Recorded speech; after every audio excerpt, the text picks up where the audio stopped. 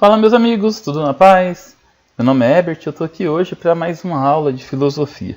E hoje nós vamos estudar sobre os pensamentos desse grande pensador francês, Michel Foucault. Nós vamos fazer uma breve analisada de seus pensamentos, partindo da microfísica do poder até o biopoder, os principais pensamentos desse autor. Bom, Paul Michel Foucault nasceu na França em 1926 e faleceu em 1984.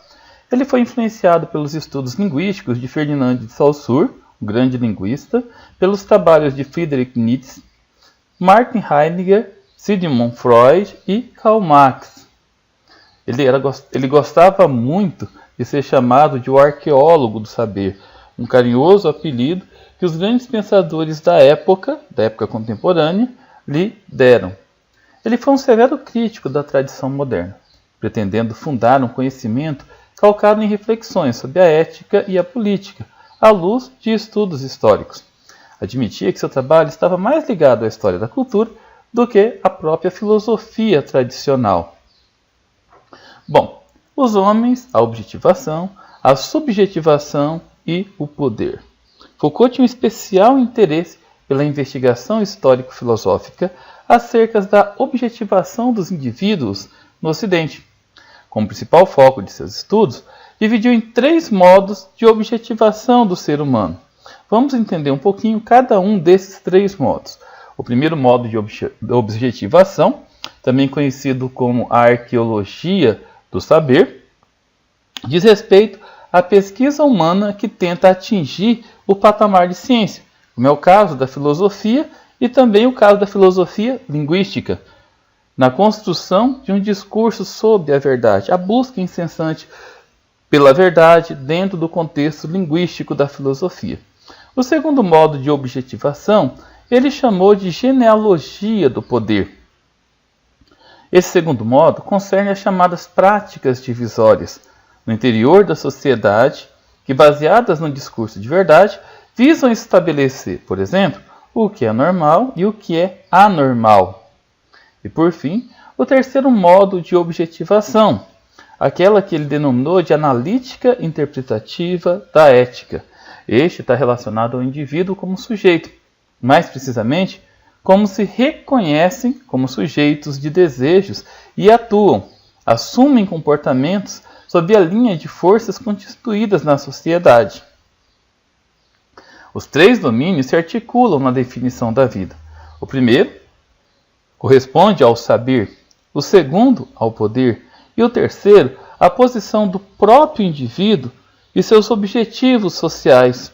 Como que o indivíduo ele se coloca de maneira social, anseios sociais. De acordo com Foucault, há uma perpétua articulação do poder com o saber e do saber com o poder. O exercício do poder cria necessariamente novos tipos de saber e o saber, por sua vez, reconduz os efeitos de poder. Bom, agora um dos seus principais trabalhos, talvez aquele por onde ele ficou mais conhecido, a microfísica do poder. Trata-se de uma relação de poder que não fica restrita somente ao Estado, mas está disseminada na sociedade. Foucault recusa-se a acreditar no conceito clássico, ou seja, o Estado como centralizador do poder. O poder é visto como uma prática social, ocorrendo em qualquer nível de relação como forma de manutenção de certa organização. O poder e a multiplicidade de correlações de forças. O poder não é uma instituição nem uma estrutura, tampouco uma potência de que sejam dotados. É de fato uma situação estratégica, complexa em uma determinada sociedade. Mas então, o que o poder não é? Para definir a microfísica e as várias formas que o poder age na sociedade, nós precisamos entender o que o poder não é. Em primeiro lugar, não se pode conceber o poder como um conjunto de instituições e aparelhos garantidores da sujeição dos indivíduos em um estado determinado. Em segundo, o Estado não deve ser concebido como um modo de sujeição que, por oposição à violência, tenha a forma da regra. E por último, o poder não deve ser entendido como um sistema geral de dominação exercida por um elemento ou grupo sobre o outro, e cujos efeitos, por derivações sucessivas, atravessem um corpo social inteiro. Tá, beleza. Então, o que vem a ser a microfísica do poder? Nas palavras do próprio Foucault, e aqui eu vou citar ele diretamente.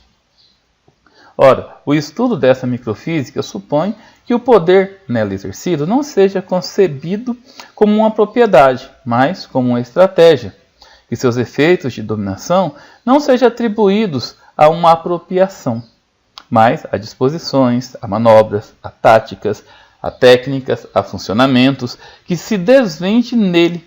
Antes, uma rede de relações sempre tensas, sempre em atividade, do que um privilégio se pode deter, que seja dado como modelo antes da batalha perpétua, do que o contrato que faz uma cessão de uma conquista e se apodera de um domínio.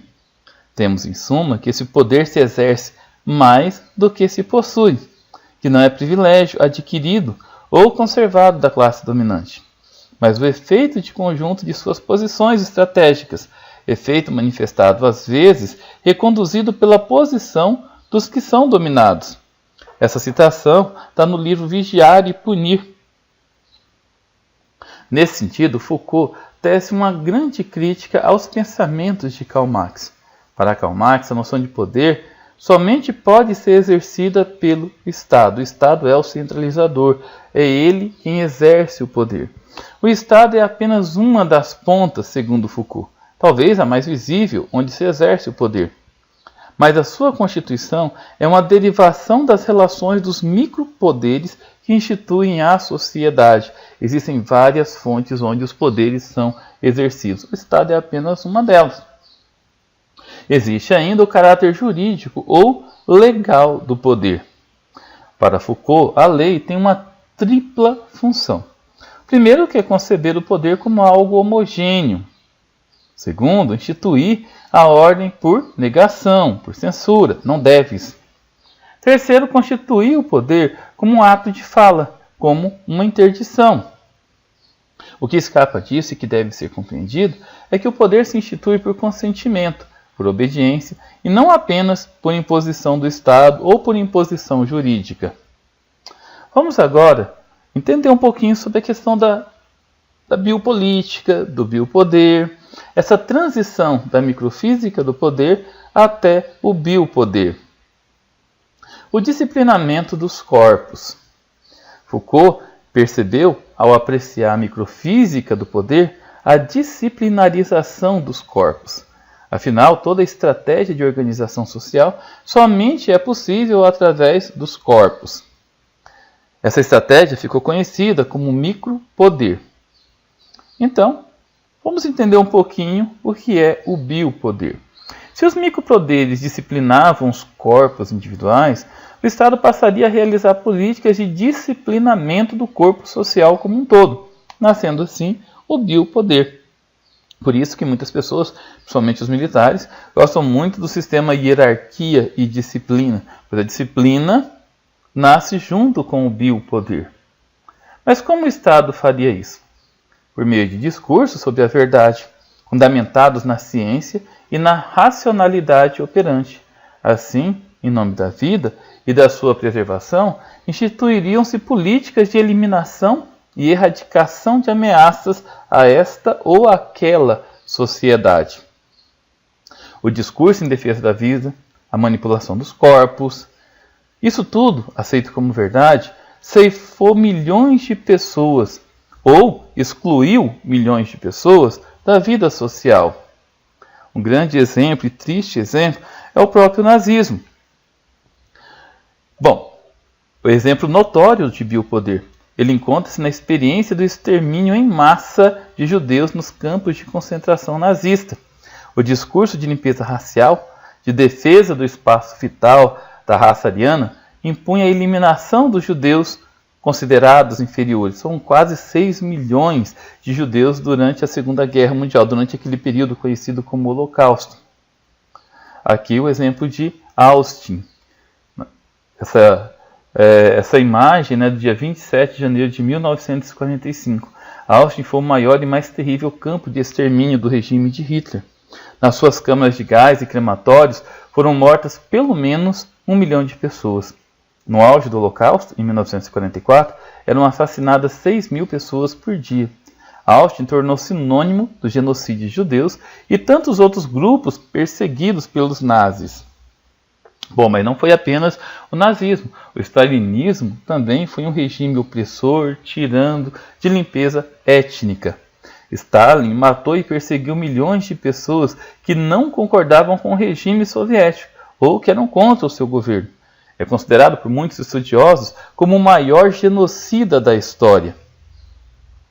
Outros exemplos de biopoder podem ser o fascismo italiano, a ditadura militar no Brasil, o racismo, entre outros.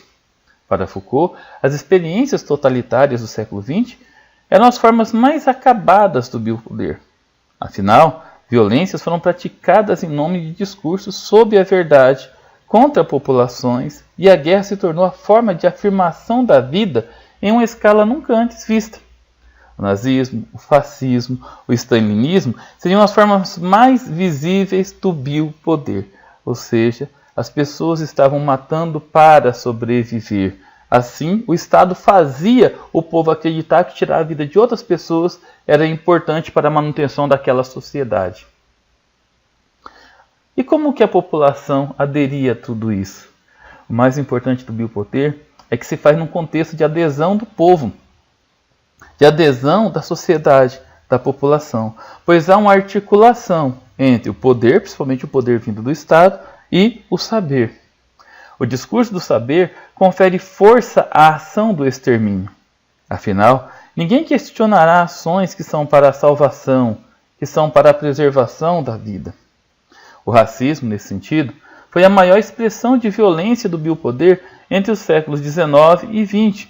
Vamos lembrar aí da Conferência de Berlim, da Partilha da África, até mesmo a escravidão, ou até mesmo depois da escravidão, não teve assim um aparato que desse aos negros uma oportunidade no mercado de trabalho nas mais diferentes nações onde houve a escravidão. Bom, pessoal, chegamos ao fim de mais uma aula de filosofia e um pouco sobre os pensamentos desse grande filósofo Michel Foucault. Espero que tenham curtido, fiquem com Deus e até a próxima.